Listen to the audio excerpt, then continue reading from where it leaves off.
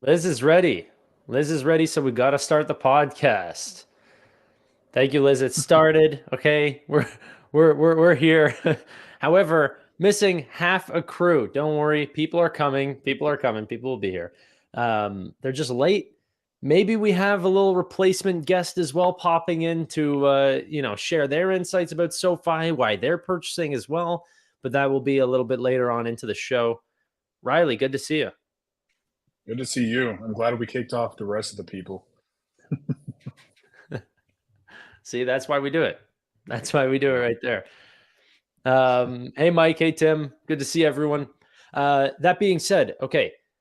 First off, a couple of exciting things. Some people actually started to get rolled out their SoFi UI updates. Riley, have you had Yeah, access to this, by the way? I haven't, but nevertheless, it does look at like exactly what we saw in January. So the dark mode's there and all the familiar UI that we covered 6 months ago. So finally, it's coming after 4.5 years. Yeah, yeah. Yeah, no, I Yeah, I I think so as well, and it looks like it's from the people that have had hands-on access because it is starting to be rolled out. Um, that it is quite useful. I mean, it's not Robinhood level; it's not going to compete with like absolutely best in breed, but at least it's a massive improvement to where we were before. And yeah. let me know in the It's comments, like if people are actually getting it yet, and if you think that that's a reason that you'll actually continue to trade on SoFi. I think it's going to be like a huge sticky layer for people to stay on SoFi. Right. If they just upgrade this a little bit more, it could cause a larger people to be trapped at the top of the funnel for SoFi, which I mean, it's only going to help our unit economics down the road, you know? Tevis, Both. Hey, what's up? Sorry, I'm what's up, late. buddy? You guys We talking got a about the guest. update? Yeah, we're talking about the update. We got a guest coming on in 5 minutes. That's going to be talking about their perspective and why they're investing in SoFi. So that'll be fun. You got to be nice, Tevis. I know you hate strangers, um, but yeah. Uh, are you guys interested in hearing about this Forbes article? I know we didn't talk about this because it was a little bit late information. Anthony Noto shared a Cornerstone Advisors article talking about SoFi's growth over the past Yeah. couple of years. Yeah, I I'd love did to see share that. this. Can you share it?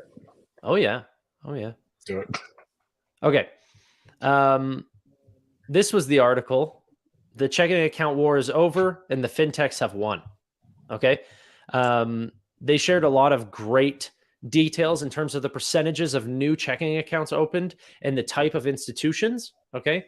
As you can tell, all the other, for the most part, aside from community banks, actually shrunk in their percentage of new account opens, where digital bank and fintechs have continued to climb year after year. Okay. Um, it's obviously showing that people are gaining a larger appetite for this type of product. And where is it? Here as well, you can see the demographic of the people that are actually considering digital banks or fintechs their primary checking account provider is growing across all demographics, including what people didn't think, the baby boomers, going from 4% to 11%, which is a massive spike. But I think that's Wow. 175% increase or something. Um, Gen X, millennials, Gen Zs, all seeing even larger increases than that. Very exciting.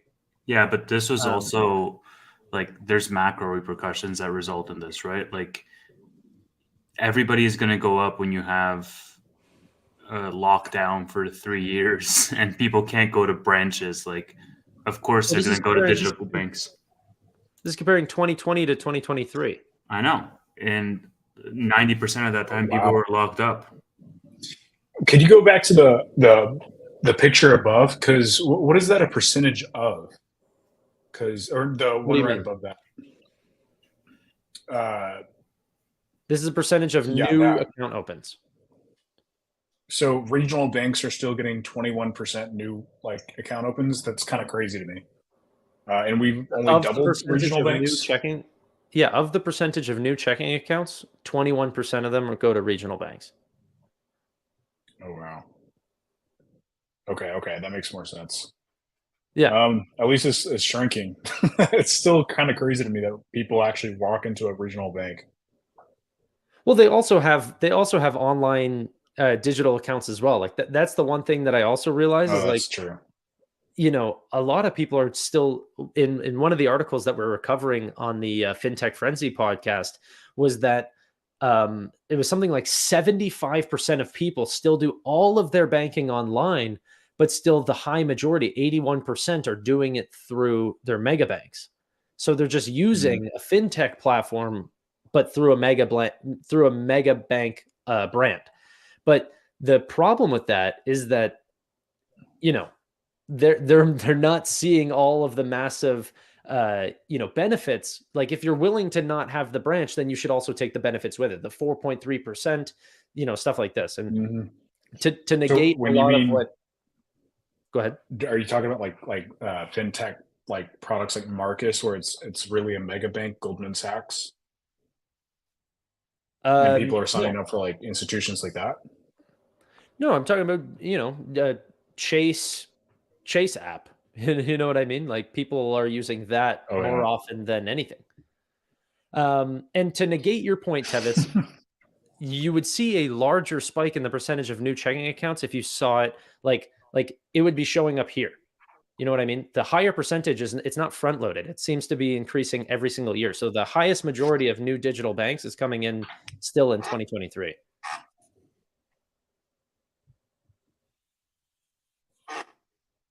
Yeah, but what I mean is that, okay, like obviously there's going to be tailwinds because fintechs have lower barriers to entry. You can just download an app and do a 10-minute sign up process. Whereas for the physical brick and mortar places, you actually have to go there physically, sign some papers that somebody prints out, with a wet signature. And who knows how long that's going to take until you get like a physical piece of plastic. And it just, there's hurdles that are put in place, right? And so it makes sense that the percentage would increase every subsequent year, especially when you look at such a thin time frame of 3 years, right? From 2020. Like it would be interesting for me to see from, let's say, 2013 to 2023, because then you could actually get a more accurate representation of the rise of these fintechs, because a lot of them didn't even exist. A lot of them didn't have the features and the functionality that they do, today. And you could actually get a more accurate measure. But I just think that like a good portion of this is this macro headwind that all brick and mortar locations faced over that same time period, which could contribute to the numbers skewing in the fintech's direction. Yeah, but wouldn't you say that that's over now? Like in 2023, that headwind is gone. Sure, but throughout all four of these uh, periods, like from 2020, 2021, 2022, and parts of 2023, like it still played a factor, right? Yeah, I don't think you're giving the fintechs nearly enough credit. I think 2020 was probably, I'm sure there was a large increase whenever people had to make a direct switch. You see that in PayPal's numbers or any of the fintechs. But even in 2020, the regional banks and mega banks still made up a larger percentage of the total checking accounts than did fintechs this year. Like, I don't think this is a macro trend. This seems to just be like, it doesn't seem secular at all. It seems like this is just going forward. People are liking this product across the board. That's not, macro. No, I'm bullish on fintech just as much as the next person is. I'm just saying that I just don't know how clean the data is from just that fintech lens alone. Um, Sure. but like, I mean, look, the earlier point was it makes sense why fintech would be rising, whereas mega banks and regionals would be falling, is because fintech has lower barriers to entry than the other ones do. Yeah, but that's why Like, I'm investing dude, my babies. Riley was literally on a pod like 4 weeks ago, and he like got the Apple card while in the pod. Mhm. You know what Yeah, I'm Yeah, saying? but Like, that's but but if you're comparing one to one, then that is the benefit to fintech. That's why people are investing. But SoFi was named very specifically in this article. Winners and losers, SoFi and Wells Fargo. In 2020, SoFi accounted for 1% of new account opens, while Wells Fargo's share was 8.1%. In the first half of 2023, SoFi's market share quadrupled to 4%, while a Wells Fargo share dropped by more than half to 3.5%. What do we think about that? What's funny about that is in 2021, I left Wells Fargo for SoFi. So it makes sense. Checks out. Gotcha. I hate Wells Fargo with a passion. I think most of their Awful customers do. I company. think they have some of the lowest NPS scores, don't they? Like they're, that's not what I meant to click. There we go. Yeah, dude. The amount of scandals that they've had, and they're still somehow surviving. They're like cockroaches, you know. They can survive this like nuclear apocalypse of all of the scandals. Like, if Netflix has a documentary around your scandals, like it's pretty fucked up. I want to just talk about like one little story about why I hate Wells Fargo so much, and I said this like a few months ago, or maybe like 5 months ago, but one of the big reasons why I left Wells Fargo was because back in like 2016, 2017, I wanted to download all of my records, like every banking statement I had for the last 5 years. And to do it online, I would have to go to their website, go to search through the filters, like the year, the month, click on it. It would open up a new page. And then in that new page, I have to click the download button, and then that would download. And if I go back to the next page, it resets all the filters. So I have to hit the filters again. And to do that for 5 years was going to be like a pain in the ass. So I ended up calling Wells Fargo to talk to a rep and ask them, like, could you just send me an email with all my bank statements, all my available bank statements? And they're like, it's going to be a $25 charge for each PDF we send you. And I just thought, like, that is just so bad. And with SoFi, I literally just have like the document center, and I can click that and just click the ones I want to download, and it's all there at my fingertips. And once I saw that, I was like, I'm done. This is it. So that's why you switched. That might have been why you invested. But now I'm really curious to know why maybe Vitaly has invested. Oh, what's up? How's it going, guys? Hi, Vitaly. How's it going, man? Pretty good. Tanner just asked me to be on the pod. I guess the Mitt couldn't make it. This is what happened. You know what is sickening? Okay, I saw on the on Twitter or something, someone ran a poll saying who's the real junkie. All right, and no one voted for Vitaly. I'll put up my phone right now. I voted for you, Vitaly. Thank you. One vote. You're my junkie, all right? But so I thought most people don't like when junkies make money. So you know. Yeah. People didn't vote on Vitaly because he's the one with the highest portfolio earnings, I guess. So we're going to talk SoFi. I do got some things about SoFi. Yeah, let me know. What first led you to invest? Yeah. So Chris promised me this was going to 100 billion. Wait, you're in? I thought you were out, Vitaly. So, okay. So what happened was I invested in SoFi when it almost SPAC'd a while ago. And then I lost some money on it. I forgot exactly what, but I've lost some money on it. And then I was out. I was like, you know what? Fintech is down. It's out. I didn't get rid of my Square, though. I didn't get rid of my PayPal. So I'm still bag holding a lot of that. But I got rid of SoFi. I can't see that. All right, there you go. That's not too bad. Not too bad. Wait. It looks like a fairly even poll. Yeah. Where is it? Why can't you see it? It's blurry. It's blurry. You know, you can share a screen. There you go. Are you in charge of this stream? You see that check mark right there? Yeah. So, nice. Oh, look at this. 20%, baby. 20%. Carlos came out swinging, but he lost it. All his freedom of speech people, they just stopped. You're a little blurry. I don't know what's going on with the camera. My bad. You know, it's because I had to zoom out to put it on the phone. And yeah, the freedom of speech thing. I'm not going to get into that. No. We're here for SoFi. But yeah, I sold out of SoFi because I think you heard my thesis on fintech. Fintech is like, it's difficult, man. It's like, what is the moat of fintech? And maybe you guys can answer this question, but I go back and forth, and I've done a lot of due diligence on these different players. which let me start off first by saying I am in SoFi, first of all, not because of Chris. Chris does not make me invest in anything except complete spec stocks, which I won't talk about right now. But I bought SoFi because look, it fell down to $5. It became almost a no-brainer that at $5 that there was going to be some sort of bounce. And what I did actually, I had my shares from a while back. I actually did keep some shares. I didn't sell out of all of it. And I decided to just do leaps. So I bought a bunch of leaps. And I bought a couple of shares too at $5 because I was like, okay, at $5, I know the downside. Like if you listen to someone like Peter Lynch, they'll say, look, if you invest in a small cap stock at $5, where can it go? It can go to zero, obviously. But I don't believe SoFi is going to zero. I believe that it's going to have some sort of a future and something's going to happen. But once again, I go back to what is the moat of fintechs? Because at the end of the day, the way SoFi is getting their customers right now is because the rates are high, right? You guys agree? They're getting a lot of customers right now because they're advertising, they're spending a lot of money. Their rates are high, which are higher than if you're not looking at JPM and something safe, you're probably going to look at SoFi or M1, which I'm actually part of M1 as well, and I have a SoFi account. So that's working out right now. But 2 years from now, my question is, does that transition back into as soon as the rates start coming down, 2 years, 3 years, whatever? Hopefully they've hit escape velocity, and at that point they are. Noto's bag needs to be what, $25? Hopefully $25. My options have printed. I made a lot of money, and I don't think I'll be the guy holding it past $25. I'm not sure what's the market cap of 25, if anyone knows.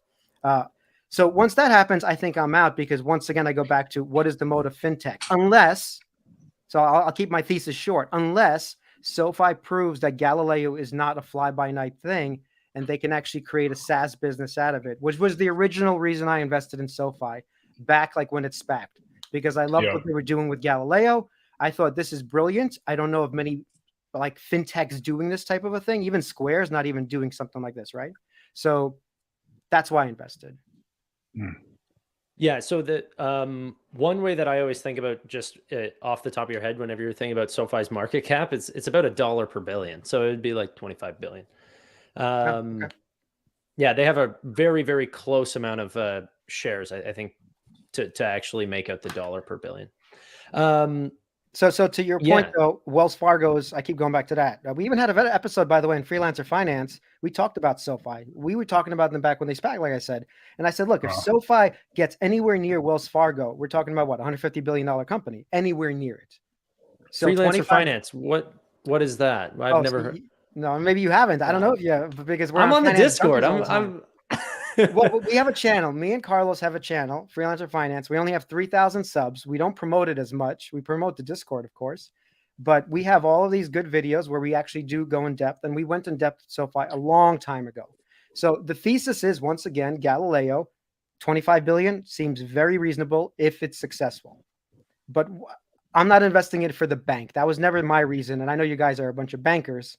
So actually, Tanner, you're a banker, right? You're basically a Wall Street guy, or in Canada, an equivalent. No, I'm just I'm a financial advisor. I don't deal with like corporate clients. I deal with like retail customers. Okay. And Riley, I'm not sure what you do.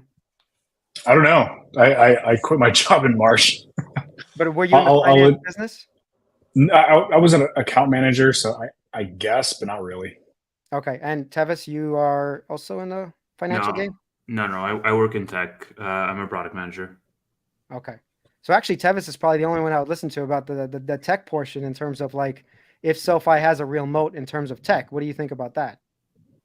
Yeah, I mean, look, the Galileo thesis is going to take a while to play out. And the bank thesis, one of the main reasons I'm invested in SoFi is that flywheel of them having an ecosystem with SoFi Plus as the central spoke to that ecosystem, where you can enter, and through SoFi Plus, they can diversify your rewards to such an extent that they can double dip, triple dip, quadruple dip you in so many different products in their ecosystem and increase that stickiness per user. That's going to be the short to medium term holdover, let's say, until the Galileo use case can play out, because it's going to be a while. Well, let me ask you a question. That's not a technical moat, first of all, which you just mentioned. That's something easily copyable by anybody if they do. I'm not saying the old guard, Wells Fargo, and everybody's going to do it properly. But what is the actual? So that's why I go back to Galileo. What is the actual moat of a company like this? Besides the stickiness of the multiple products, we know they have that. So honestly, the way that I think about it is who can compete. Okay, so if you want to talk about, you know, let's talk about rate compression or APY offerings. Let's say there's a bunch of people out there that want that 4.3%. Who can compete? Because if it's a race to the highest APYs, SoFi versus a lot of the fintech companies has that ability to, raise their APYs because they're making money through their lending section. So they have all this money that they can offer through their bank charter because they're lowering their cost of funding that the normal fintechs can't necessarily afford to be as profitable because they have to pay those fees to another bank. Okay. And then you look at the Wells Fargo. Okay. Well, you mentioned Wells Fargo. So how can they compete? Well, they've got all these branches, large pension funds, massive amounts of high expenses like dividends for their stock. I don't believe that they can compete either because they have all of these obligations already. So you're talking about legacy infrastructure. They're stuck sort of, but okay, fine. So let's discount all the old guard, the JPMs or whatever. Who are the new guys who are competing with? Because I actually don't know. Who are the new guys competing with SoFi? Well, there isn't. Not really. Yeah, there is. No, of course there is. It's Chime. It's M1. Yeah, so think of it like this. They're not competing at all. They're completely focused on something else. Okay, SoFi. I'm surprised that caused a disagreement between the three of you. This is interesting. Well, so let's take it one thing at a time. Let's just all agree on the positioning where SoFi is in the market as a hybrid player, right? Like if you think of a spectrum, on one end of the spectrum, you have the brick and mortars, the Wells Fargos, the JP Morgans. On the other end of the spectrum, you have like the cash apps, the fully fintech, like mobile apps that you can download. And then SoFi is somewhere in the middle. So you could make a case that SoFi is direct competitor with the brick and mortars. You could also make a case that they are a direct competitor with like Cash App, let's say. You can. But the truth is that by being a hybrid player in the middle, you get the best of both worlds. You get lower fees because you don't have the legacy infrastructure, and you get that ecosystem, which a lot of these modern fintechs can't provide because SoFi is also a chartered bank. So that is very powerful, by the way. And I'm surprised the market is totally not. The stock should be over $10 just because it's a bank now. It's an official bank, but it's not.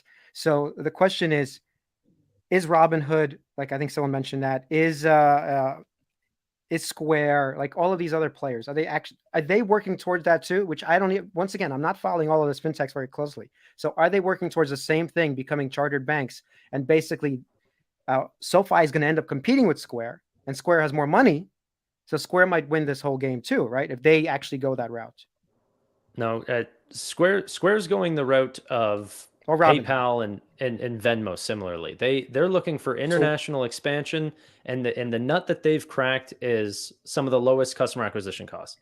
That's what's so great about Robinhood, Cash App, and what's the other one? Nubank, for example, is they've cracked the customer acquisition cost model, where SoFi is a completely different beast. They're not going after low customer acquisition costs. They're willing to pay for it because we're a lending first company, right? We're trying to get people through the door at whatever price it is, as long as, we have some sort of break even that's close to whenever we acquired the customer. So they're different approaches, but no, they're not going after a national bank license because it's very hard to go international after that. In that case, I would say then if that doesn't happen, I would say SoFi does have a moat, like you said, in between all of these players, because if they can't get the banking charter like that SoFi got, then you do have, I'm going to call it a moat, but it's still hard for me to say that because like I've seen just fintech totally get destroyed because once again, at the end of the day, even PayPal right now, I would say PayPal is a value stock. It's a value play. Like why are people not respecting it? In fact, I've invested a little bit more money into PayPal because I'm like, it's undervalued. But the reason they're being undervalued, the same as SoFi, is like at the end of the day, they're thinking somebody can come along and do what they're doing, and Apple's eating their lunch, and this other company is coming up. Who are the guys on the internet who do all the transactions now? What are they called? That they haven't gone public yet. Are you talking about Apex or Stripe? Stripe. So another person eating sort of the transactions lunch. So all these players are coming in. It's such low barrier to entry for all of this. And I feel it's almost similar. Once again, like SoFi got the bank chart and they got Galileo. So if I was to say there was a moat, it would be those two things that those other players don't seem to have. But I just want to bring up a chart. Can I share something here? Yeah. Oh, my I'll just see if you guys are worried about this. So bear with me. I just need. Okay, window. go ahead. Let me share this. Do you guys see this? It hasn't popped up for me. In a moment. Oh, I got it now. Yeah. Okay, Q1 2023. I'm sure you guys know it better than I do. But I always check on a couple of stats. Well, one is, so members sort of slowing down. I know it's still high growth. We'll go through it each individually. Are you worried about that the members are slowing down because they were growing really fast for a couple of quarters? No? Well, I'll let Teva speak on it, but management has already spoke about this. Yeah. So sequentially, Vitaly, like this was a number that is concerning at face value, but then management talks about it. And look, the long story short there is that the members that they're acquiring are pretty directly attributable to marketing spend, which has come down in this market, and it's going to go back up when the rates come down, right? And then number two is that SoFi can actually throttle a lot of the members that they accept with their FICO scores. So they just crank up to say, okay, if the market is bad, if we're looking like we're going to head into a recession, we only want to accept like 750s and above because we want to lower that delinquency rate as much as possible, let's just say. And so we want to have the best clients. But in times where, the market is on the up, they can lower that FICO score rating and then can get more members to the door. And so they're basically anchoring their member growth to around 400 to 450,000 each quarter. When you say anchoring, you're saying they're actually stopping member growth? They're stopping sales and marketing expense. They're not actively promoting it. Okay, so that makes sense because they do have large expenses for promoting their product in order to get more people in the door. So just to give a bear case, because I'm the only one here who's going to give any bear case, that they have to spend a lot of money to get people. And obviously other fintechs can do the same thing, spend a lot of money to get people, which, that's not a virtuous cycle. A virtuous cycle is like, I drive my Tesla. My next door neighbor is like, hey, that looks fucking cool. I want that thing.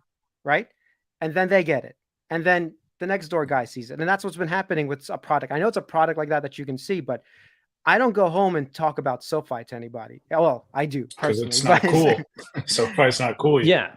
So no, but my point is, like, if you're in this ecosystem, I get SoFi's monetizing you, but you have no desire to really go to your friends and be like, hey guys, join this, unless you're like a SoFi bull and you have SoFi Weekly. That's not a normal conversation.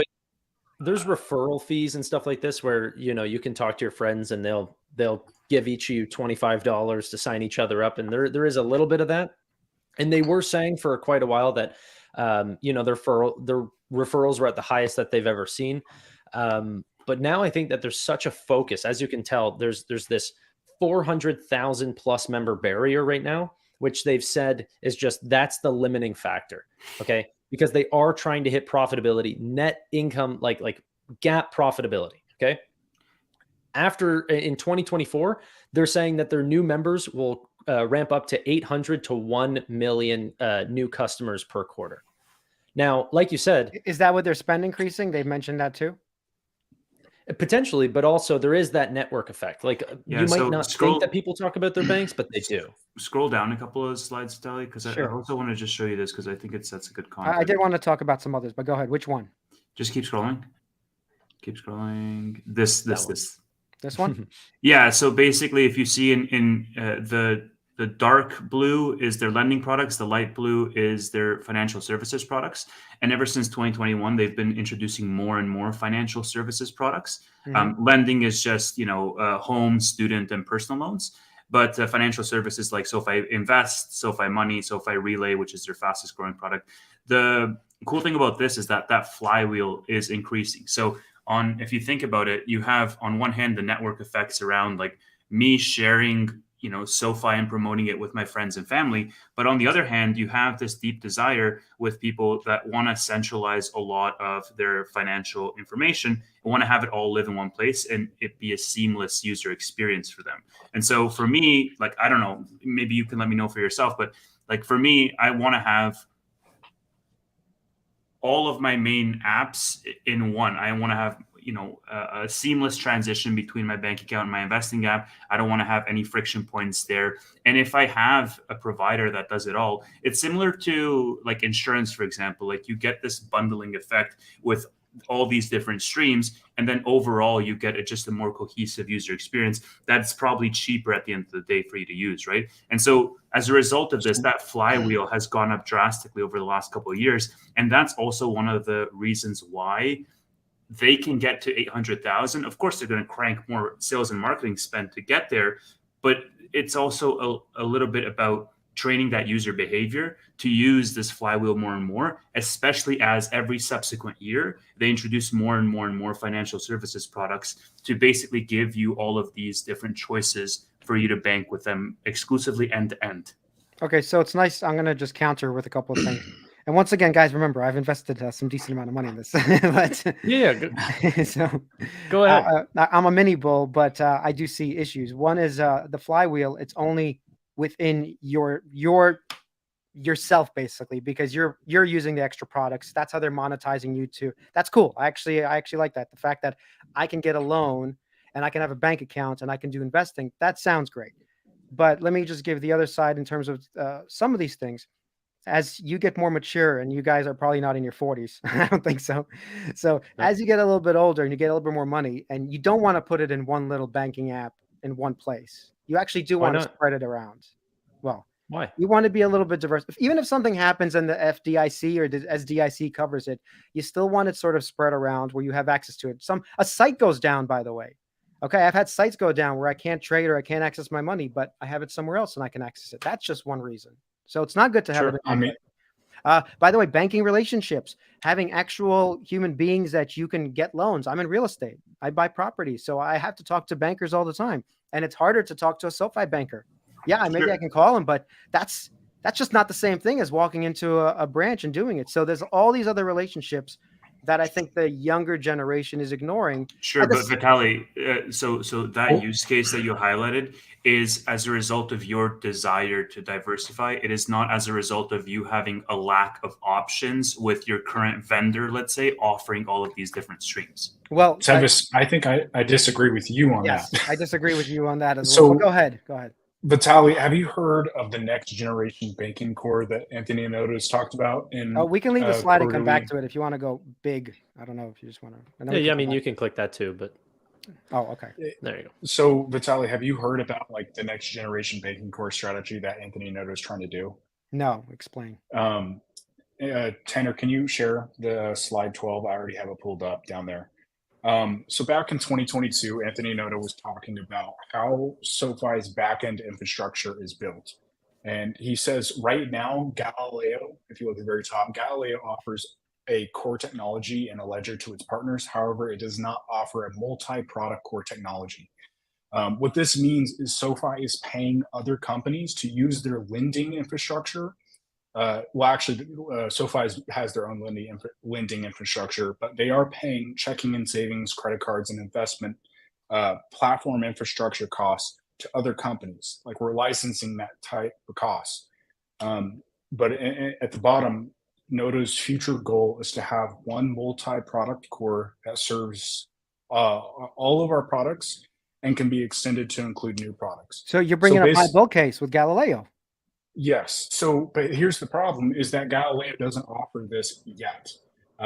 Recently, though, they have started advertising. Galileo doesn't offer this to SoFi. They do offer that right now. Okay, so you're saying that Galileo offers investment, credit cards, checking and savings, and lending, like infrastructure to investments. Like if I wanted to build like a Robinhood like competitor, I can go to Galileo and they would give me that infrastructure. Yes, because they don't have that. Because we don't have that infrastructure. Like Galileo isn't selling that infrastructure yet at all. Well, it says we bought Technisys. It says Anthony Editor, look at the very first. It's Galileo offers a core technology ledger, but it doesn't offer multi-product core technology. Yeah, but which is what Technisys was bought to like include. I know, that but Technisys is now Galileo. Like we yeah, own that's what I'm Technisys saying. now. But this was back in 2022, and we still haven't like gotten our own. Like we're partly there. We're selling it. If you look right here, this is advertisement from early January of like Galileo advertising that, but we still don't have our own investment backend. Like that's something that's really hard to do, and we don't have that. So a lot of the reasons why SoFi Vitalik isn't cool is because it takes forever for us to actually like build out our front end because our back end is not this multi-product core that we're working on. It's kind of separated into these 4 silos, but our ultimate goal is to have it like all into one big platform so that we can like build more products faster, cheaper, with operational costs lower than anybody. I did read an article by McKinsey that says like banks that actually run on next-gen banking cores, like it's like the savings is like 90%. You're basically running on 10% of what you used to run on operational costs. So that's our whole game plan, and the reason why like SoFi is kind of lacking behind on our own product is because we haven't built this big core. Are you saying basically? I didn't even know this. So SoFi is not eating its own dog food right now. What do you mean by that? Well, they're not using their whole Galileo stack, the one they keep selling to everybody else. They're not using it. We are. They just acquired it. Yeah, so like we are like so we have our own buy now pay later service that is built by Galileo and Technisys. They are currently working on this goal of making one multi-product core that they can use themselves. SoFi can use all this R&D on their own members and then be able to like refine it on the back end for Galileo and Technisys to sell to other people. The cool part about this is go ahead, Tanner. No, I just wanted to add to that because pretty much I'm just going to put it back for a second.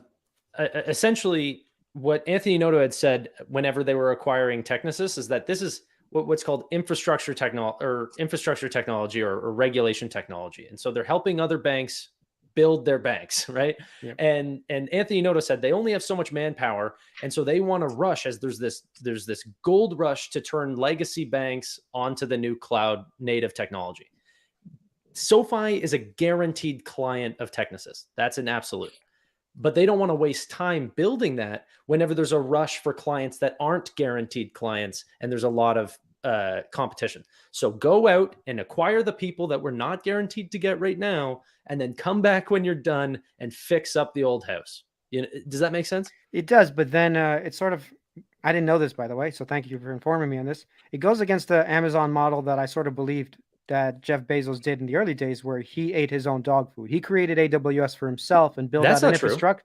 Yeah, he did. He built out an infrastructure that was larger. He had more compute, and he ended up selling the compute to other people. And everything had to be. That's not true at all. Hold on. Amazon.com. One more thing. Amazon.com very notoriously did not use AWS for the longest time. They were using Oracle. They were not eating their own dog food up until like 2017. They built a lot of APIs. Okay, fine. If you're talking about the database part, okay, you might say about the database part, fine. The actual database part, that's Oracle. But in terms of all the APIs they built on top of it, they did use that. And that is what they said. We have to have everything to be an API that we can use and that everybody else can use. So my question to you now is SoFi doing that, where they can actually start using their own API? It's a little better. Okay, so... well, I'm glad I riled you up, Tanner. So let me just say something real quick. So in 2008, Jeff Bezos did a presentation in Silicon Valley that was pretty famous, and he gave like a story about like German breweries back in the early 1900s, like 1910, 1915, and he was talking about like the biggest breweries in Germany were building their own generators because everybody discovered that electricity is magic, and every company that was trying to build better products, they were all using electricity.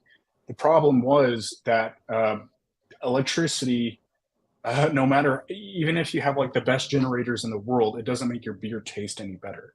So a lot of these big brewery companies started making their own generators, and they poured so much money into this research and development when they really just had to hire some third party company that just gives them like a discount on their energy bill, and just do what they were doing from the very beginning, which is building the best like alcohol possible. And that was Jeff Bezos's like argument for like getting young people to adopt AWS. Like, let us take care of like the stuff that you don't need to be taken care of. But for SoFi, like that doesn't really work because so Jeff Bezos's like synopsis right there was just focus on what makes your beer taste better, leave everything else to people that are good at what they do. But for banks and fintech, all the innovation is done by fintech, and banks have been hiring them for like over like 15 years now, because it doesn't make their product any better at all. But for what SoFi is doing is like they're building the infrastructure, and if they do this multi-core product banking, it will make their beer taste better. Unfortunately, I do agree with that. That's what I'm saying. The bull, you're just reiterating my bull case that Galileo is really the point of SoFi. How they, I was just surprised that they are not eating their own dog food. I didn't know that part of it, which kind of it's not good. Okay, I know Tanner's trying to say that that's a good thing, but that's not good. You have to use your own. No. Product. It's not a good thing, but it's not a good thing. In the industry. It happens, and I just thought. Isn't that a good thing, by the way? I think not. I think the Amazon example might have been the worst example because it was notorious all the way till what is October of 2018 that they still weren't on AWS. That it was like that's an example. Because they were building the largest technology company not eating their own dog food. I think you're talking about Oracle, the database. You're not talking about the APIs they built internally for everything. I think that's I know, you're trying to break. But they offered the database. I get you, but you're breaking up multiple things, and the APIs are what's at the end of the day what's important. The reason the internet works is because of APIs. Okay, so SoFi the database is actually not that important. There's a lot of great SoFi uses Galileo's APIs to do all their payment processing, but no, they have not switched over their core and ledger processes over to Technisys, which is not the more important part. How long is it going to take? Curious. 2024, 25. Okay, so a couple of years to slowly integrate and test. No, it makes sense because these are financial products. You can't just switch overnight, first of all. That part I understand. But as long as there's some actual timeline and not just random, oh, maybe 1 year we do this, you know? Yeah, that's the hard part because we don't know. They're very, very close-lipped about like their progress on the back-end infrastructure, which makes it really hard to really focus on like the most interesting part of SoFi. The only thing that we really can focus on is just like their app. And if there is some like major development there, it's probably a good indicator that they're doing something on the back end that is actually helping. So let's talk about the app for a second before, one more slide about Galileo. Can I just show that last slide about Galileo? That's important. And I'm sure you guys went over this, but I'm new here. So this is where I was like, man, my only real bull case here, it doesn't seem like it's working out because it's going over a little bit. Client. It's a single client. It's current.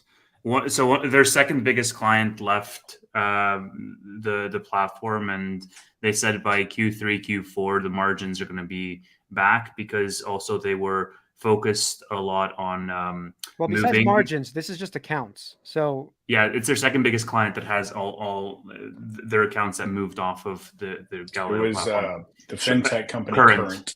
Yeah. And where did they go? Curious. Visa Direct. Yeah. Okay, so Visa has a competing product to Galileo, and they just purchased the competing product to Technisys as well. Okay. Well, it could be that they're trying to save money on costs because they're not looking to expand their premium Galileo. So Galileo offers a lot, but Visa does offer like the bare bones for what Current does. So it could be that like they're going to Visa for a better offering or just to save money, and because so the other Tanner, you disagree with me? No. I was just gonna say, like, you can't have an end phase without a solar edge. Like, I mean, we're not a monopoly here. Like, Yeah, but you just mentioned 2 monopolies. One of the cool so things I mean, hey, about it's So Technisys you see my problem. You even understand this is not a monopoly, right? You understand that right No. now. And the only thing that There's can no- make it a monopoly, by the way, is Galileo. there's no monopoly in finance. There's 1,000 competitors in every single space. Not every single small space. in finance there is Oh, absolutely. in finance, yes, in finance. Yeah, and so small differences make big changes. There's about like 6 different large businesses that you can have in finance, like payments, financial infrastructure, lending, deposits. I'll bring them all up because I'm just blanking right now. But what I find very interesting about SoFi is there's not many that really touch into all of them. And aside from payments, because SoFi is quite small in payments. Yes, we have Galileo, but even then, we're not quite in that space. All of the other ones we're in, and there's very few competitors that play in every space. So yes, we have unlimited amount of competitors, but the fact that we're doing them all and doing them all quite competitively is a moat in itself.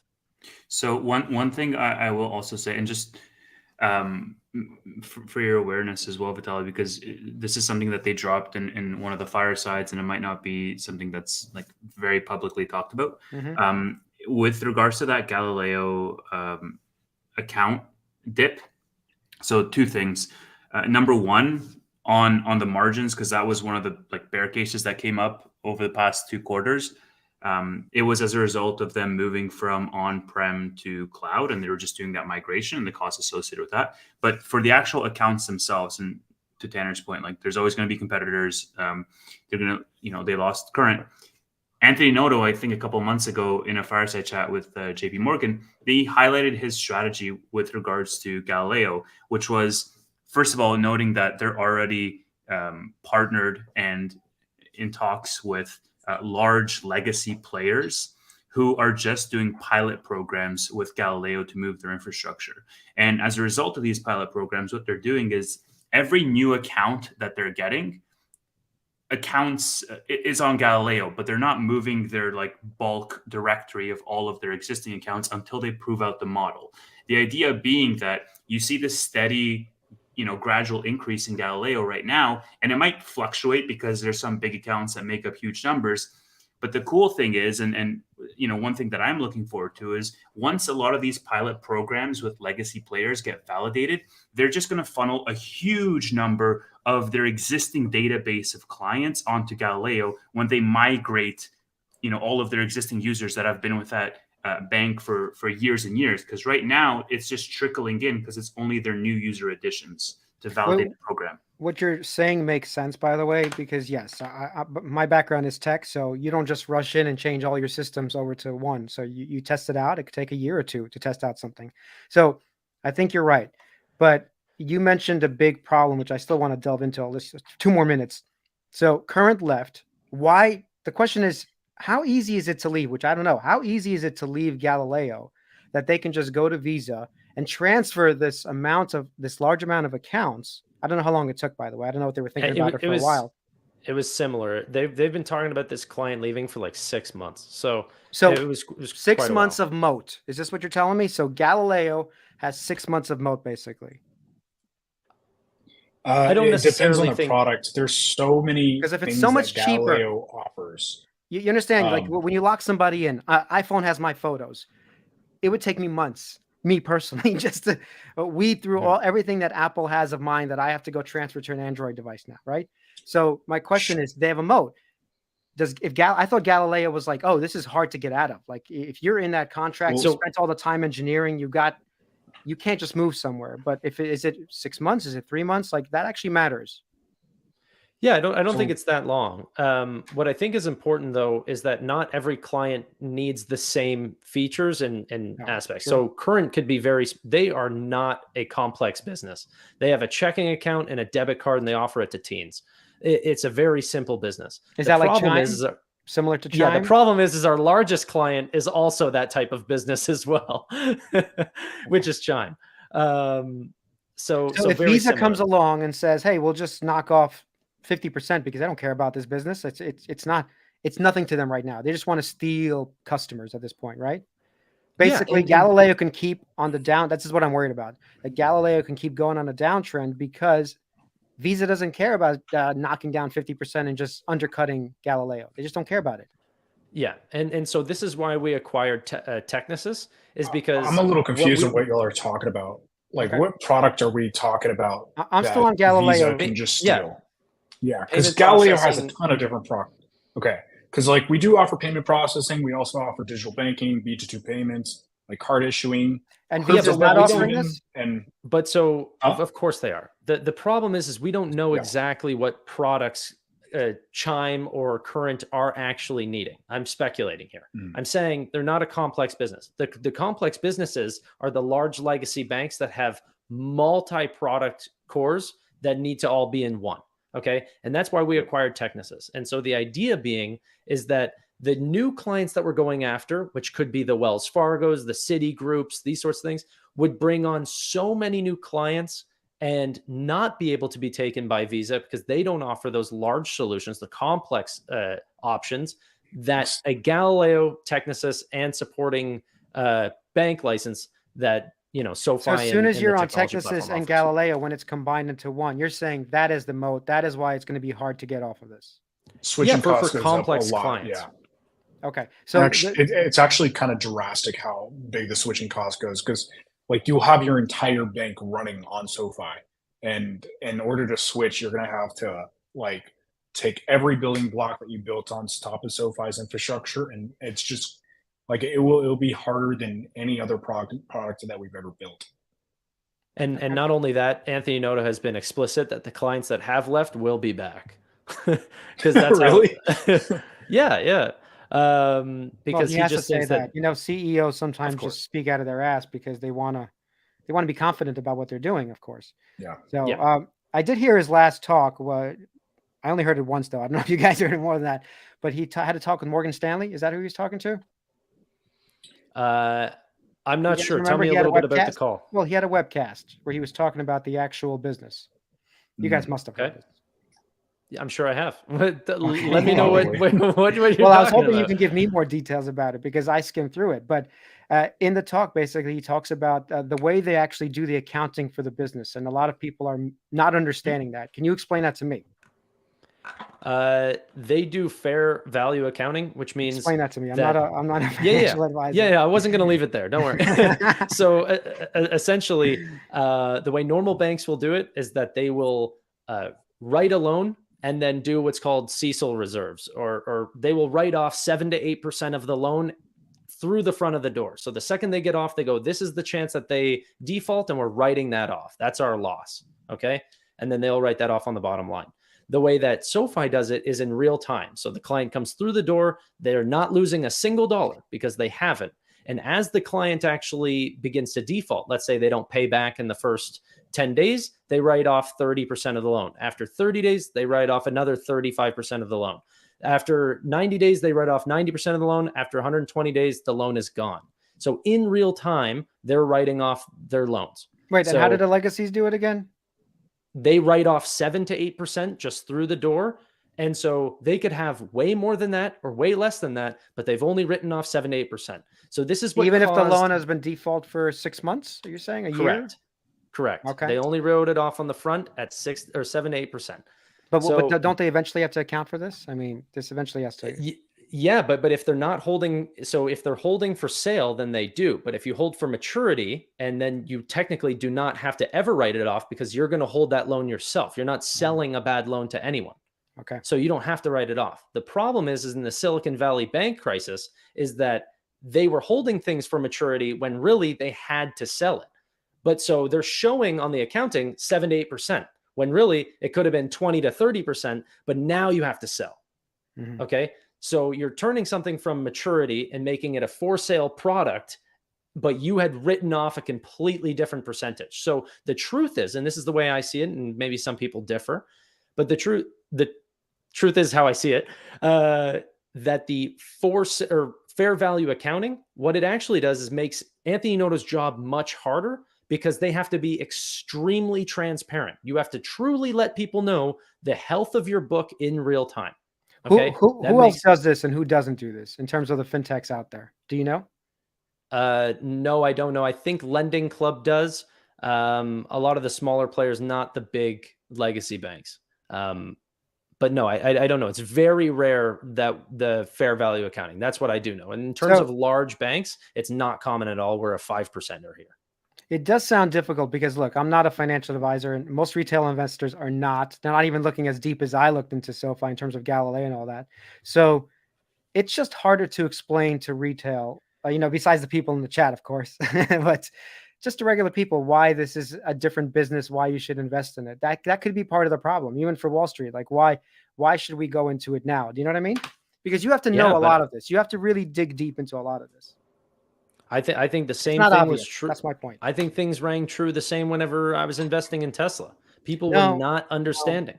No, it's much easier to get. You know that. Come on, like you actually see the product. You see the product. I don't agree. I was investing back in 2019 when it was the highest shorted stock in the entire market, above Apple in terms of absolute dollars. So was I. People thought that this was a real car company with no moat, and the electric cars didn't go long enough, and everyone said road trips. No one's going to use it, right? Yep. I was there. People did not understand the business and the quality of the product. They were just looking at the financials, and they were a losing business at the time. I think it's very similar. People do not get, I don't think people nearly value the one-stop shop, because Anthony No's been saying this. He goes, it's been 5 years since people have been saying, oh, well, anyone can come out with a full one-stop shop, but no one is doing it. Why not? It must be quite hard. Well, you're saying it like it's a major positive, and I still don't know if that's true. Like, if that's the moat, then this one-stop shop. Sure. I don't think that's the moat, because maybe I'm too old. It just doesn't matter to me that they do everything. It doesn't.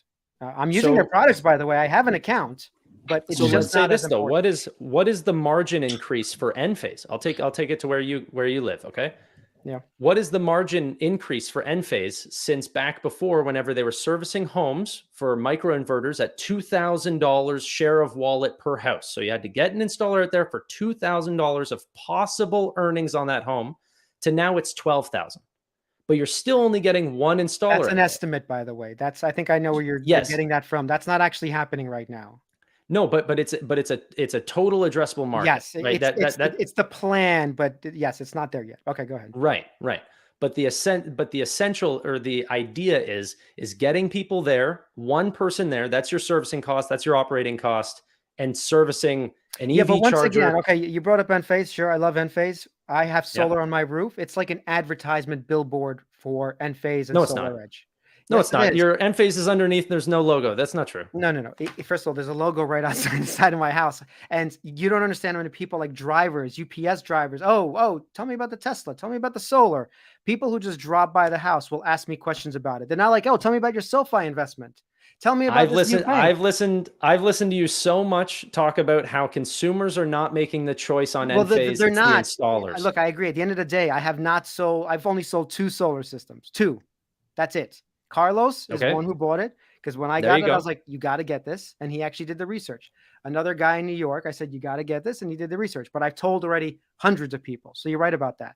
But you don't think that, tell me, people in the chat, how many people have referred people onto the SoFi platform? I'd love to know the people who are referring their friends and family. You can't talk about the chat. I want you to go to regular people who are not in the chat, because all those people need for SoFi to win. That's different. I talk about but you need for Enphase to win, and you only got 2 people. That's why I talk about it all the time. Vitaly, do you mind me asking you, like, do you see any fault, or like, what do you think about traditional banking apps? Don't you think they kind of suck? Like, don't you think there's room for improvement in this space? No. There's obviously room for improvement, and I think SoFi is doing a fantastic job. I think it's going to be a good business, and it could be a great business. I'm not saying that, but it's just hard to pick the winners. And I know we're trying to pick a winner here, because at the end of the day, forget about Galileo for a second. If they didn't have that, what is their moat? The fact that they have 5 apps in one? They have X.com figured out? Like, that's what their moat is? That's not good enough. If they're a nationally chartered bank. One thing how many digital nationally chartered banks are there? This is good. So you're actually right about that. So the chartered bank, the fact that they're a digital bank does help, but it's not enough for a regular consumer to say, "Oh, let me switch to SoFi." That's they don't care about that. I'm just saying, what do they care about at the end of the day? So, but people are switching though. that's because of the high cost of them paying for people to switch right now. There's no I know, flywheel of but them switching. As soon as they cut off the money printer in terms of trying to get advertising, you see the amount of people joining drops. What happens if they don't Yes. advertise anymore? It'll just go away. That is not a good business. No. But the clients that they did. So I disagree. So Okay. one, this is the banking business model through and through. So no one just simply wants to go to Wells Fargo or JP Morgan Chase or anything because their bank said it. It's usually because of a single promotion that had caught their attention or something along these lines. The great thing about banking is that once you're there, it's not like a DraftKings or a HIM or something like this where you have to continuously give them money to stay, right? You set up direct deposit and that client is there for good. Once you're in, it's hard to get out. I agree with you there. Yeah. I totally agree with you. So the high customer acquisition cost is fine if there's a continuously reoccurring revenue model. It's almost like a retail SaaS business. You know what I mean? We'll give you these services, these financial tools, and you continuously bring your money in and spend through us. Yeah. So not to mention that, like, so right now they have about something like an 18 to 24 month period where they actually earn back that marketing spend for that user, right? The lifetime value is longer, than that. But the idea is what's that the cost per user? Do you know? What's the actual cost per user? Cost to serve or cost to acquire? Well, acquire and serve. I'd like to know both. That's interesting. Well, so serve, it's really hard to find that. So, but what's cost your to idea acquire of it, would be, roughly? I don't know. it's low hundreds, like 130, something like that. I think I remember. To acquire. I acquire could be totally wrong. That's expensive. To acquire is about $350 per person. Oh wow. Okay, that is a lot. Which per is person.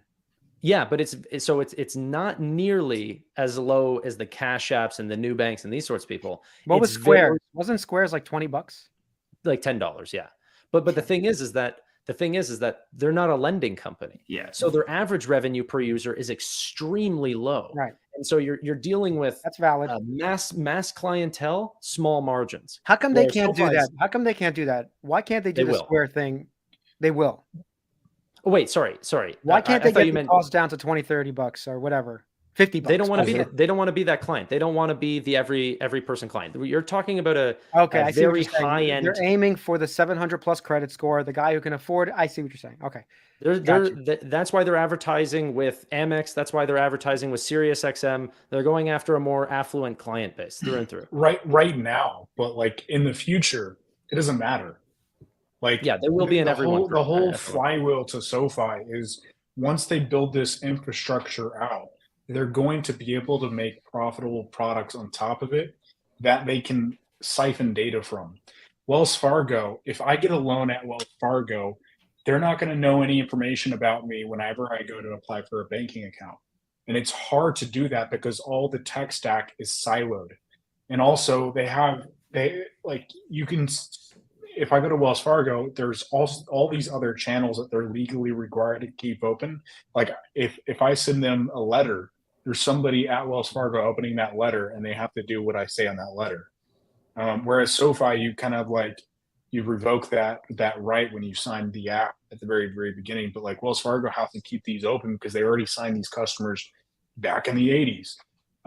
There's no way for these big banks to be able to compete in the future whenever SoFi has just this one platform where they can share all this data, and the FICO score kind of becomes useless because SoFi can derive insights that other companies can't because we offer so much products just straight from your one app, And I do think that, just like to build on Riley's point, I do think that one-stop shop, while we may argue whether it is or is not a moat, when you're playing in an entire industry that's a margins business, having that vertical integration, it's one of the reasons why I invested in Tesla. And I understand it's very different, but for Tesla to just sell their cars online and not go to dealers and not give a cut, for them to have that unified sort of assembly process, so on and so forth, it allowed them to play a much more aggressive game in terms of margins they could sell their cars at cheaper and outprice everybody else in the market. So for SoFi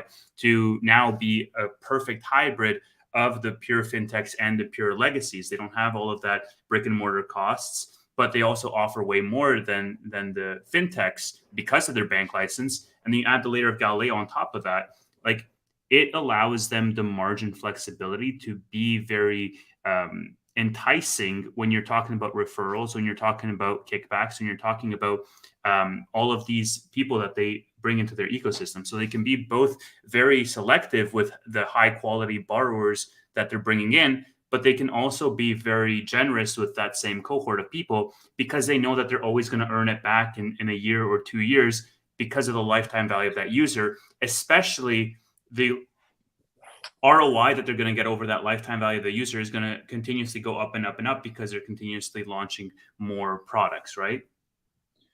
There is. Well, here's a question. So I've been a SoFi customer for a while, a year and a half, 2 years. What products? Well, savings and investing. And I did try to look at their loans, by the way. And I was given a loan, unlike Chris, because I have better credit and I'm doing better. But I did not take the loan because it was too high. Their rates are too high, as opposed to I can go to Fidelity where I have and just get a better rate right away without even thinking about it. Do you know what I mean? So yeah, they do have a problem with, I know they're, what is it? High earner. What is it? What is that term? High earner. Henry, not rich. high Henry. earner, not rich yet. So I think that they're going after that basically, right?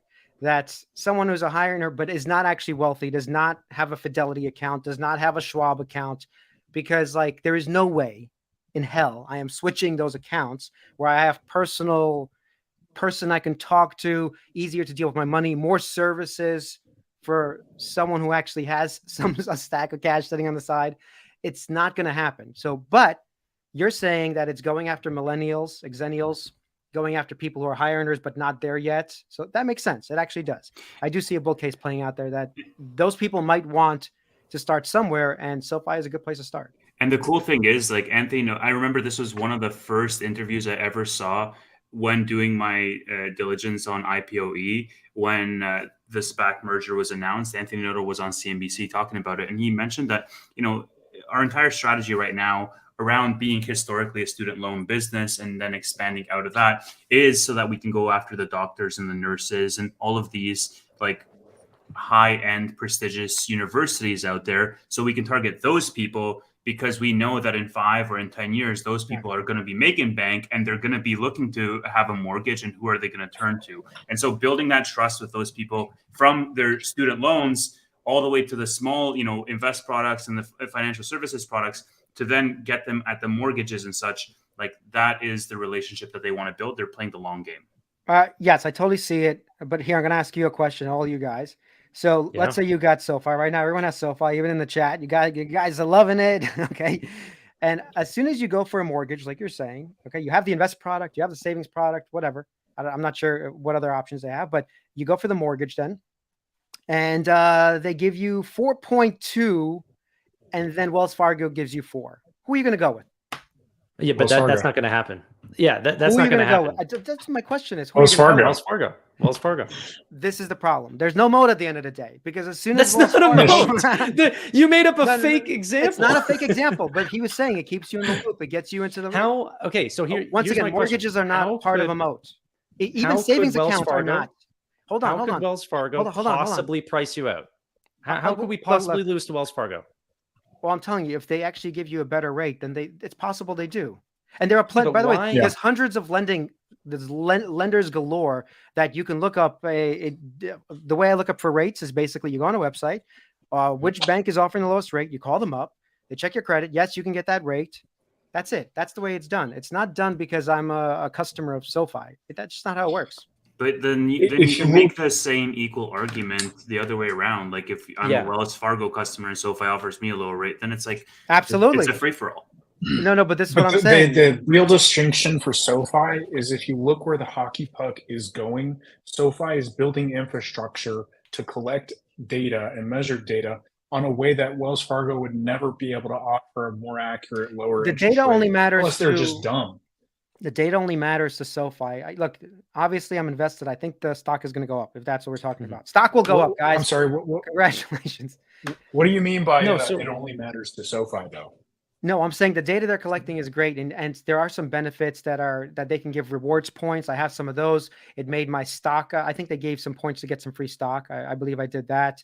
Sure. So yes, these are nice things that keep you sort of coming in, but it's like Subway. If they give me a free sandwich, I'll take the free sandwich, right? Yeah, but then I'm going to go back to the thing that I like to do. So if somebody else gives me a better rate at a different place, if that's all we have here is a better rate, sure, it's just not enough. So let's just say we're throwing customer loyalty, all that shit out the window. And out the window with banks. Fuck okay, them. We're thinking in a vacuum, just rates. Subway can give you a free sandwich today, but you know as hell that they're losing money on that sandwich.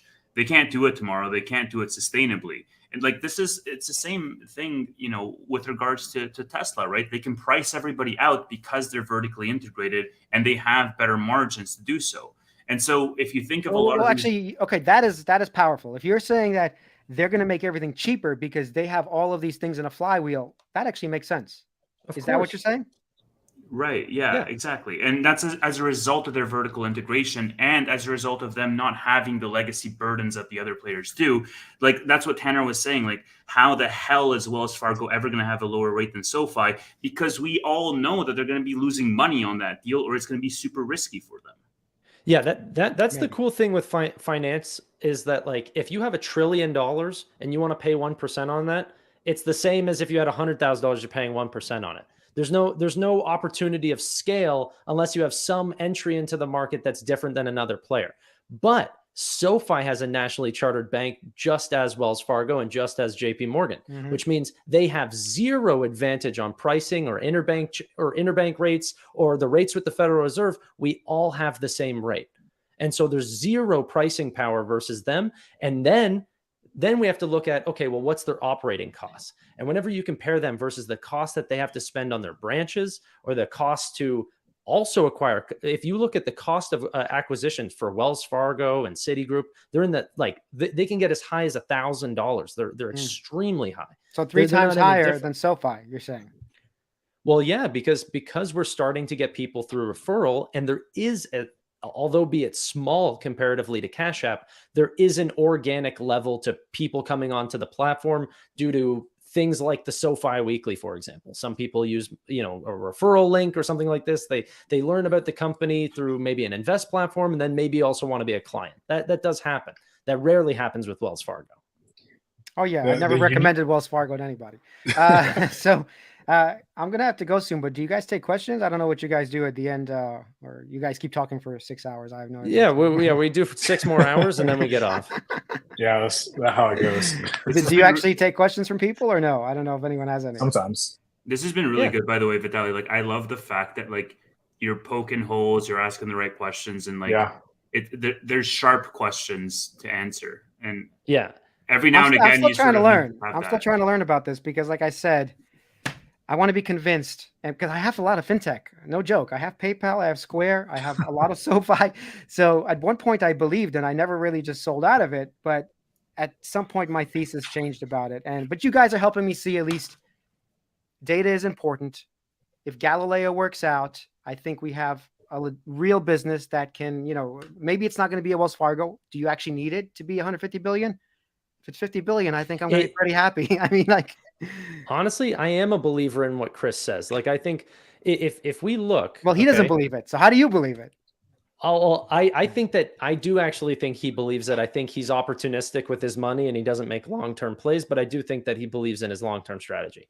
Right. If you look at the actual, total addressable market for SoFi, everyone knows across the board, finance is growing and it's going digital. Okay. That is clear as day. Who's going to be the winner? Not clear. Now, if we also look one more, and we brought this up earlier, but SoFi as a percentage is growing, like as a percentage of the total market, they were 1% of the total new accounts opened in 2020. Now they're at 4%. They've quadrupled since then. And that's, in my opinion, not going to plan to slow down. They continue to push out way more products comparatively to the Wells Fargos. They're pushing out even new things like for example, the direct deposit product, SoFi Plus, right? It's getting people through the door and then they stay. And once they stay, then they, you continue to deposit more and more money. Okay, well, then you're going to get a credit card to go out and spend all that money. And then also through SoFi Plus, they offer you a rate discount of, I think it's 0.25% on all your loans. You're going to take that. And I don't believe that Wells Fargo is going to offer a cheaper rate through mortgages. SoFi just acquired Wyndham Capital, and they're very well, to be able to risk or price the risk of people for mortgages, student loans, personal loans. This is a regular bank now. Go ahead. So I was just going to say, it's also pretty cool, at least for me, to see that 4% of new accounts opened are SoFi, a company with 5 million members in a country of 330 million people. Yeah. Oh, that's the other question. So SoFi is only US. That's it, right? It's Canada. We have Hong Kong and Singapore. We haven't opened our business up, but we have like approval too. I like Riley's whole thing. It's we are doing this. I do that too. But when Elon does it, I'm just like, open. He's doing it. I'm just riding on his back. Yeah. We are open in Hong Kong. We're not open in Singapore. I think Dubai is also coming soon. Japan. Someone put Japan. Is that true? I don't know about Japan. I heard United Arab Emirates is so here's the other follow-up. Are they have charters that they're trying to get in all these places? No. Banking charters? Nobody knows like our strategy in those countries. Nobody knows. Yeah, not currently. Got it. Yeah. Well, okay. We have So no idea why look, we're in Hong the Kong. fact that they're expanding internationally is a big sign. As soon as you start doing that, that means you are becoming a real international business, legitimate. That yes, I agree with you guys. First of all, they're undervalued for what they're doing right now. It's sort of ridiculous with the banking charter. It's stupid, especially with the call option on Galileo. I don't think that there's any reason why we can't be $100 billion company. Like if we continue to grow at this rate, members are expected to climb even faster, and we're able to price loans efficiently, which we have been since 2011 or whatever. Like we've been a major player in being able to price loans that don't default. Then I don't see that changing. And we did that because we went after an affluent client, right? And then on the opposite side, it's like, okay, well then, other fintechs can come in and be cool for a little bit and take market share that way. But a lot of those new fintechs are going to have to sign up with Galileo. You know what I mean? So sure, Chime has a lot of customers. Sure, Robinhood has a lot of customers. Have you ever spent out of Robinhood? Because if you did, you spent through Galileo. Well, that's the flywheel. If Galileo gets more people, it gets smarter, and all of a sudden you can't go anywhere else. That's once again, I mean that's the major bull case. That's the $100 billion bank right there. I'm a big believer. But that has to happen. That's still that has to happen. This is a long time away, if ever. Yeah. All right, guys. But you could say the same about M-Phase, though. They still have to deploy. So all right, fine. I'll end it here. At least I'll end it, and I'll leave. But Tevis, Riley, are you investing in? Because I think Tanner is. Are you investing in M-Phase? No, so I haven't done much. They both said no. So Tanner and I, we're gonna do this podcast, just this new series thing where we have to pitch each other stocks, and so we put out a poll this week, and M-Phase won the poll. It got over 400 votes. And so Tanner has to pitch M-Phase. I was thinking we're going to do it this weekend, but I'm not sure. Tanner, it's your call, basically. I'm good for that. I've been doing my research, as Vitaly can tell. I've replaced the Mitt, and by the way, I am more entertaining than the Mitt. Just FYI. I know all about M-Phase now. I know all about 365 Pronto and Clipper Creek and look at him throwing out the words. BIN Engineering Services, and I know it all. I got it all now. I've always been super open-minded to M-Phase, so I'm really looking forward to it. But I've never invested in it. So I would seems say overvalued. Let's get them out of here. At $300, I was telling people, don't forget about it. Don't look at it. Wait till it goes down. But now it's going down. So Tevis, Riley, Tanner, I'm not talking to the crowd because I don't know them. I can't give them financial advice. Yeah. But you three should definitely take a good look at it while it's heading down. This is the perfect time. Love it. Mitt said in the chat, M-Phase is literally garbage. Okay, so Vitaly, by the way, I love that he has such a big audience, but he hasn't invested anything that's good. Like he's gambling daily. Like, it's ridiculous. He He's has buying become a options gambler. left and right. He's just turned into a Yeah. fucking gambler, degenerate gambler. That's all I'm saying. He is truly. All right. Before you go, Vitaly, I wanted to ask you, because this is something I never understood, or maybe we can do a podcast together, Yeah. just you and I on Enphase specifically. Sure. Why all have of these they guys not, can join us, and you can ask me questions for a little bit. Sure, go ahead. Sure. Why have they not actually made solar panels? Okay, so solar panels are the commodity. China makes them too cheap to even compete with that. But everybody doesn't, like most people here in the audience, of course, now they know that under the solar panel is basically a monopoly. It's crazy. Even I didn't know about it. Wait. We're not pitching Enphase. I just wanted to know that. No, part. but that's why. I told you. But still, it's a valid Okay. point. People understand there's just two companies. That's it. So we're not talking about fintechs here. There's two companies that own 90% of this space. It's insane. Okay. Literally, you don't have to think about it. Two companies. So when you pitch these guys, it's just like, it's brain dead simple. Yeah, I decided to buy SolarEdge and short Enphase because. I'll mention it here first. I didn't even mention it in our podcast, but what I'm planning to do is I don't have any SolarEdge. I've never had it.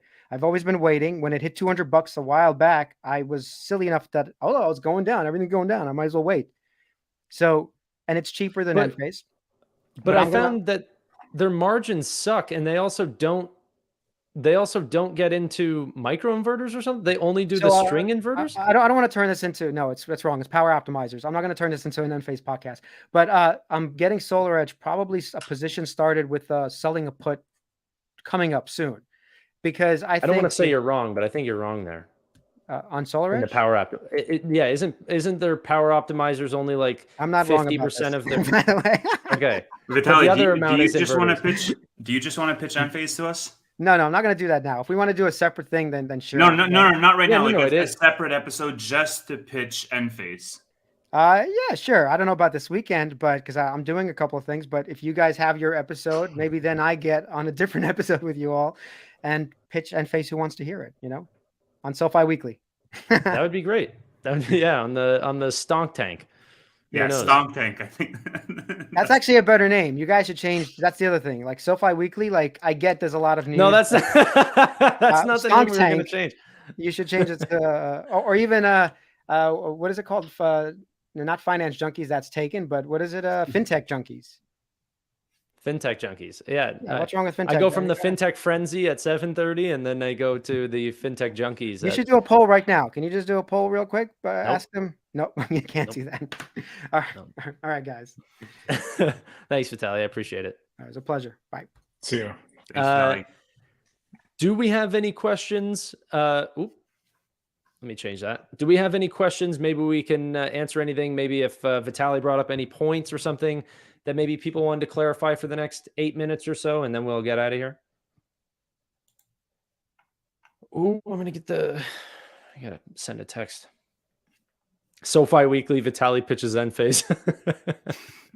No, so we're thinking about doing a podcast where we get different judges or different sort of pitchers to pitch stocks, and then we'll buy them or we will sort of go against them, give some counterpoints, similarly to what Vitaly did here, but for SoFi, but for all the other. I don't know where the dares are going to come in, but we'll figure out a way to loop them in. I send you a link of those cookies, and you didn't say a thing. No, I saw them, like $200 cookies. They look good. Yeah, no,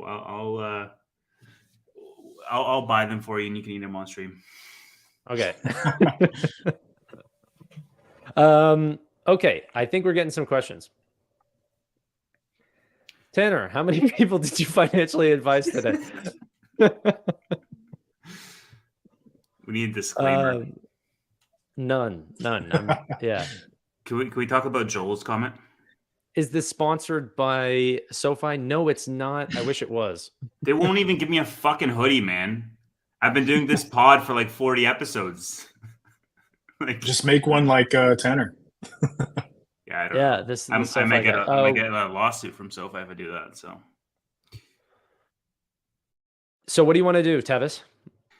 Are we doing it live? What are we doing? That's the first question. I can do tomorrow evening. I can probably also do like Sunday evening. Live it is, guys. Yeah, we can do it live. I just don't know which day. Whichever day works best for you, I'll make it work.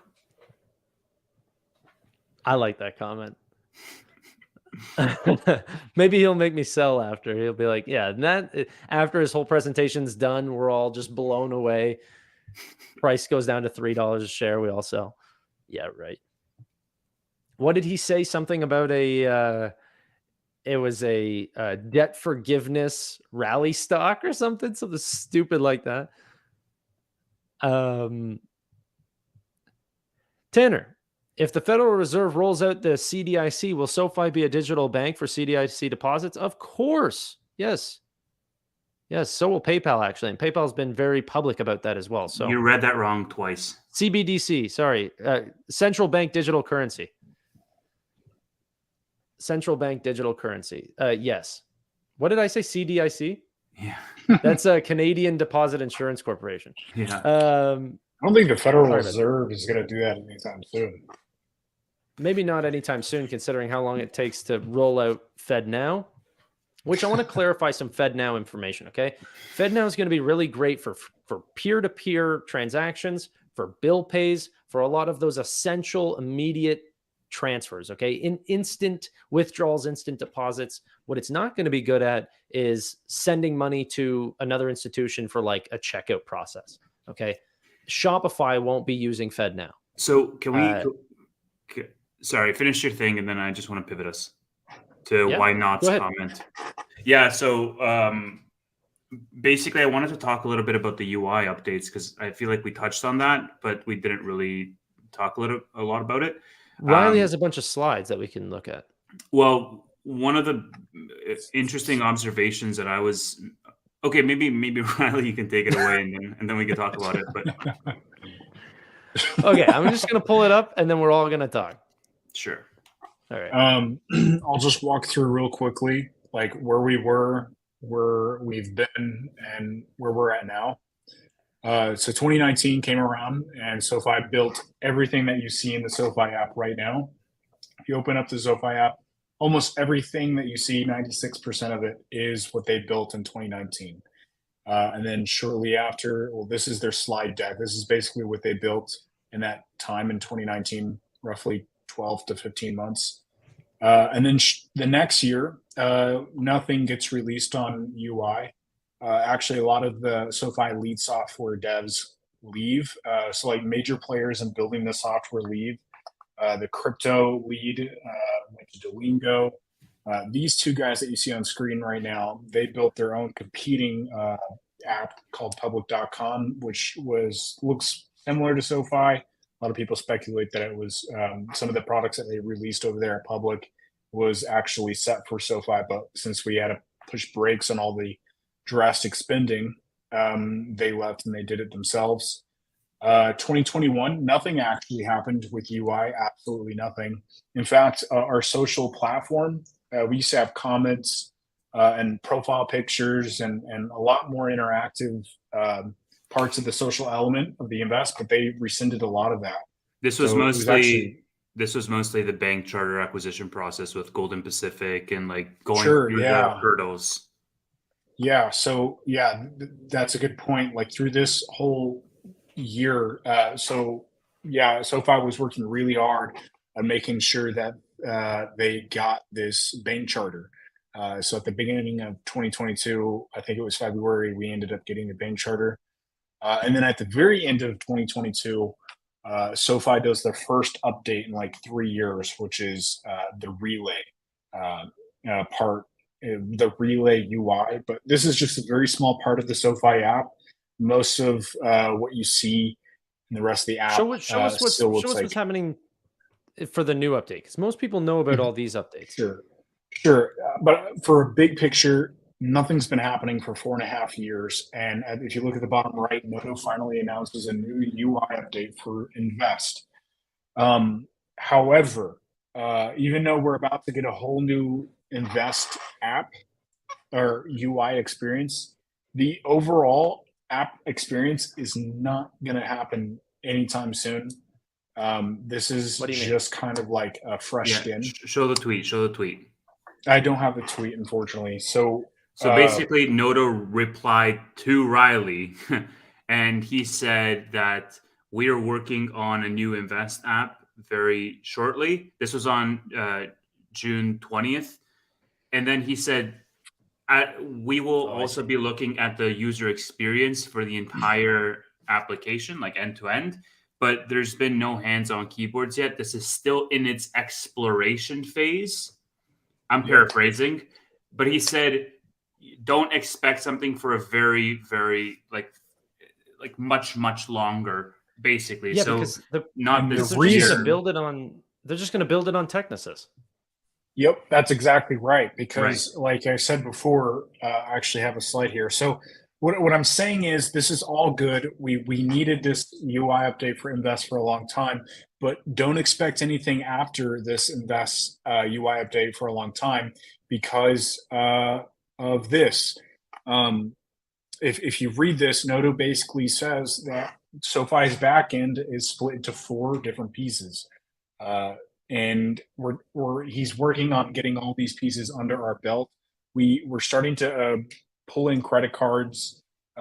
We have checking and savings kind of under our belt, but in the investment side of our product cores is not under our belt yet. We don't have our own technology for doing investing. So this is this UI is just like a cover, and honestly, we're spending money on somebody else's licensed software. So I don't know. It's good. It's just going to be a long time before we actually get a full app update that actually makes us really, really, really sexy and cool like Robinhood. Cool. Do you have the video or the mock-up for the July 5th announcement? I could get it. Here, you pull that up and Sure. let's talk about that why nots comment about what are some upcoming products, because I have some pretty interesting ideas about that actually. Can I go first? Yeah. So I made a video earlier today because I've been sort of out of the loop a little bit on SOFI, just dealing with like other work, and so I caught the July 5th news a little bit later, i.e. today, and then I just jumped into a video for first reactions. So on July 5th, and that's why these dates are like fresh in my mind. This is on a July fun 5th, comment, by the way. we can circle back to that too. Yeah. 2 days ago, SoFi released their new app update, their enhanced user experience for SoFi Invest. And in my mind, that was interesting because the app is more seamless and the app updates are something that people have been really looking forward to. Me personally, I'm looking at the backend changes that will enable their functionality. Like those are like the meat and potatoes of their actual value proposition, and all the front end stuff is like, it's the embellishments. But for users really care about that sort of stuff. The interesting observation, I'd love to get your thoughts, guys, on this, is that we know that enhanced options trading is going to come in Q3. I think we are in Q3 now in July. So in the next 2 to 3 months, we're going to get enhanced options trading. And now that we got the enhanced SoFi Invest app, it's going to be really interesting to see if we do become something that is closer in comparison to Robinhood, and even an enticing force for siphoning users off of Robinhood's platform onto SoFi, because of, and only because of, the coincidental timing of both of these changes happening in the same quarter. Well, so I think Riley and Amit are kind of on the same basis in this sort of idea that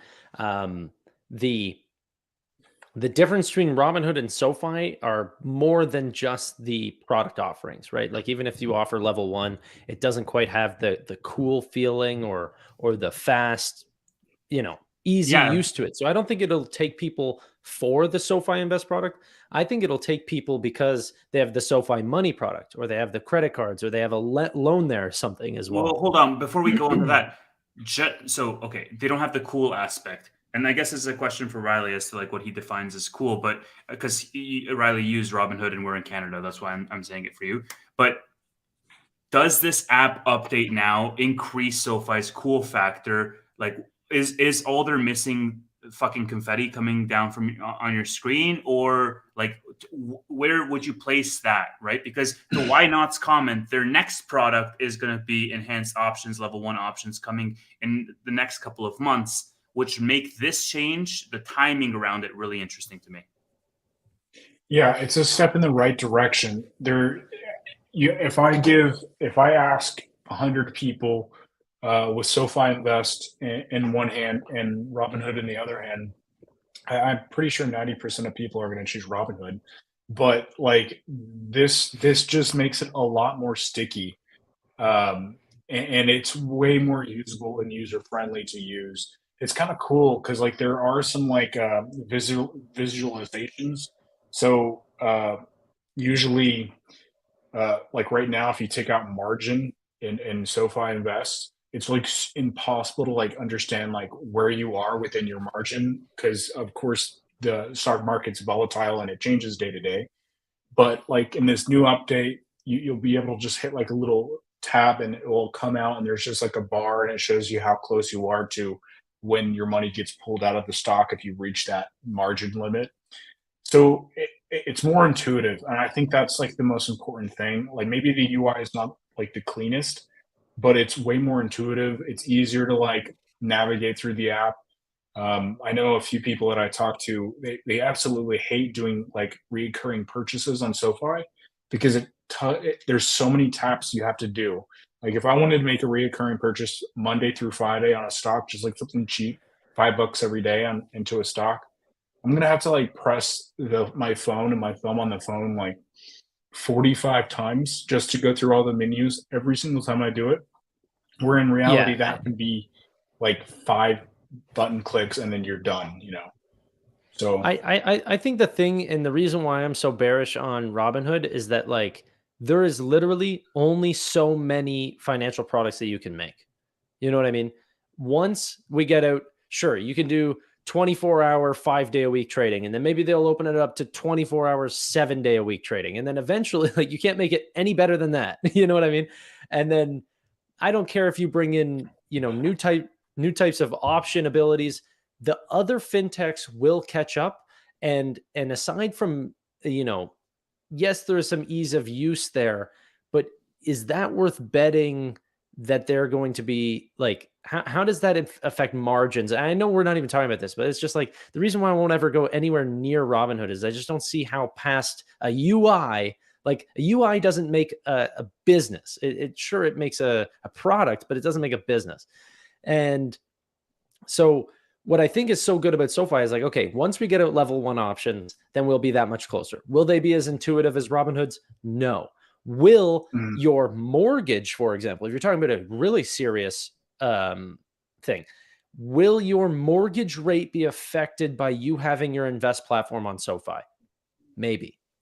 And this is where I disagree with Vitaly that there is benefits to having your money on platforms if they can use those as collateral, for example. I spoke about this recently with Nubank. Nubank came out with this product, which was lending based on the stocks that you have in your Invest app. Okay.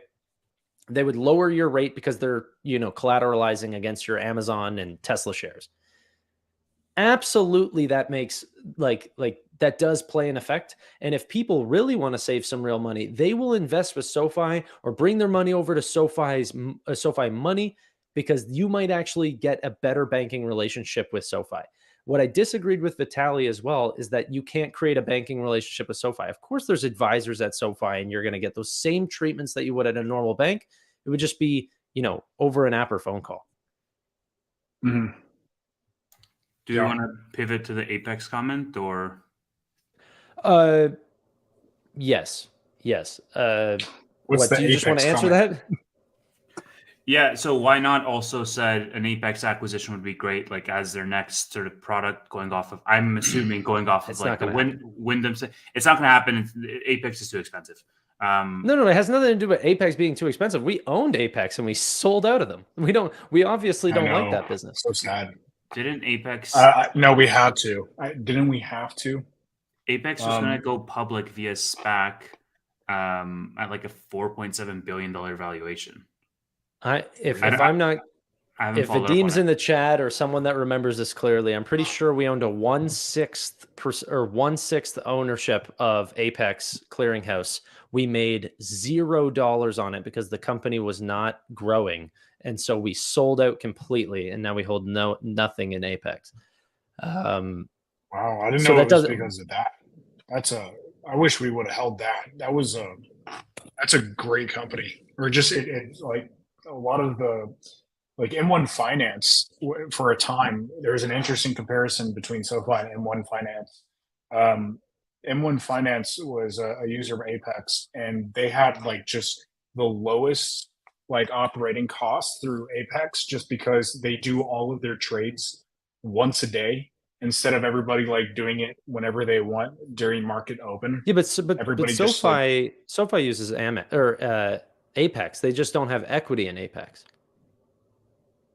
Yeah, yeah. I mean, but like at a time, SoFi did have equity in Apex, and they were able to like actually figure out all this stuff. And I'm pretty sure because like Bender last year, way back last year, found out like through some of the text that they were actually SoFi was looking to actually offer something very similar to what M1 Finance does, which is those pies called custom portfolios. And it was very interesting because I mean, like SoFi, the only like connection SoFi had with M1 Finances through Apex, and they probably just saw some unique insights about how low the operational costs are for. And I'm totally speculating, but it's just interesting that we could compete with M1 Finance's pies like product, which is kind of cool. Yeah. Any ideas on new products though? Because I wanted to ask why not's thing. I do think that the next new product is level 1 options probably. Like we know that that's confirmed, right? Like, well, it's not confirmed for Q3. That was a person that works at SoFi Invest that had leaked that to me. So it's not. yeah. No, but I know, it's not confirmed by the company, but like we know that that's on their roadmap immediately. I know. I mean, like, sorry, just one thing, Ryan. Buy now, pay later blindsided us a little bit because we didn't really know how invested they were in releasing buy now, pay later, and then we just woke up one day and like we had buy now, pay later. So there is always a possibility that there is another product like that, but I think the safe bet is to say level 1 options is the next release because we already know that that's coming and we have a rough estimation. I think the collateralized loans product is quite cool too with the Invest platform. Nubank is expecting that to be a massive industry, and we don't really see that here in America, which it's quite common in Latin America. So, yeah, could be big. How do we know this guy is actually telling the truth? Does he have like a track record of giving us good intel? Mm-hmm. Yeah, so that's why Cool. I believe him. He's been quite good. So that's what I'm saying. I'm not betting the bank on it. I'm just saying this is a suspicion. Betting the bank. And let's if you're going to put your career and reputation on the line to leak something that's not true, you'd probably make a bigger lie. Like SoFi is acquiring this company, acquisition is going to come through, tomorrow. It's the same person that told me that Current was that client. So that's how we found that out, and that ended up becoming true because we found the article that actually said that they were leaving. What a cool find. Yeah, so I'm a believer in him, or them. Narrowing the company down. Yeah. Funny. Okay. Why don't we end it there? Thank you everyone for showing up. If you guys have any extra questions for myself, Riley, or Tevis, you guys know to find me on the Twitter. Stop pointing at me. I'm not done. So check us out on Twitter, not on Threads. We will be back next Friday, and Tevis has something to say. Can we narrow down like an actual time this weekend, since we have like 200 something people here for the Amphase video? I don't care. Yeah, tomorrow at what time? What do you want? 6 p.m., 7 p.m. I don't know. Is it going to be at 6 p.m. every Saturday? I don't see. Okay, let's just narrow something down for the first one, and then we'll figure it out for the rest. Okay, Monday at 8 p.m. There you go. All right. Sure. We're gonna do it every Monday. Yeah. You guys can follow me on Threads at Riley Smelly. Fucking hell. Okay. Anyway, yeah, we're not going to get into that. We'll just end the podcast. Thank you all for coming. What a good show this was. Vitaly was amazing, and everyone's right. Like the questions not only allowed us to reiterate our theses, but like explain to someone else and explain to the audience exactly what SoFi does, and in certain areas where they might have competition or where they really show off. So yeah. Anyway, bye for now. Thanks. Thanks, y'all. Hit subscribe.